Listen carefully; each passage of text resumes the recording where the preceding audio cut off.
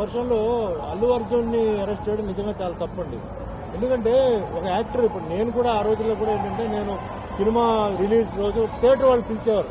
Sir మీరు మా థియేటర్కి రావాలి, మీరు ఎప్పుడు వస్తారు చెప్పండి, చెప్తే మేము బ్యానర్ కడతాం, మేము అది చేస్తాం ఇది చేస్తాం అని చెప్పేవారు.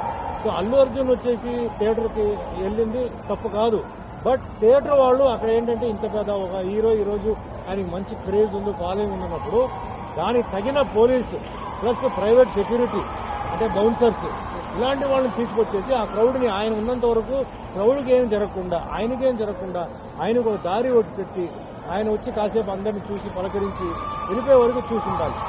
ఏం చేశారో పోలీసు ఉందంటున్నారు, కొందరు లేదంటున్నారు, కొన్ని సరిపోవట్లేదు స్టార్ట్ అంటున్నారు. సో ఇవన్నీ రకరకంగా ఉంది. బట్ అల్లు అర్జున్ అరెస్ట్ చేసిన మట్టుగా అది చాలా తప్పు. ఆయన ఏ విధంగా అది తప్పు కాదు. అతను యాక్టర్, ఆయన వెళ్ళడంలో తప్పేం లేదు. But anyway reverse don't go reverse అంటారు. జరిగిపోయింది గురించి మనం మళ్ళీ వెనక్కి తీసుకురావడం కుదరదు. సో ముందు ఏంటంటే ఇది ఒక హెచ్చరిక. యాక్టర్స్ అందరూ థియేటర్ దగ్గరికి వెళ్ళినప్పుడు థియేటర్ వాళ్ళు కూడా ఏంటంటే వాళ్ళు వస్తున్నారంటే అన్ని సరిగ్గా ఉంటే అప్పుడు మీరు పిలవండి, లేనప్పుడు మీరు దయచేసి పిలవద్దు. ఎందుకంటే ప్రాణం అనేది చాలా విలువైన ఒక విషయం. ఒక కుటుంబంలో ఒక ప్రాణం పోయిందంటే ఆ బాధ వాళ్ళకే తెలుస్తుంది. మనం మామూలుగా ఏమైనా చెప్పొచ్చు. సో అది కూడా నాకు బాధగానే ఉంది. ఒక సైడ్లో ప్రాణం పోయింది, ఒక అభిమాని ఆవిడ వచ్చి అక్కడ థియేటర్ దగ్గరికి వచ్చి వాళ్ళ ప్రాణం పోయింది చెప్పి నాకు ఫీలింగ్ ఉంది. But what to do?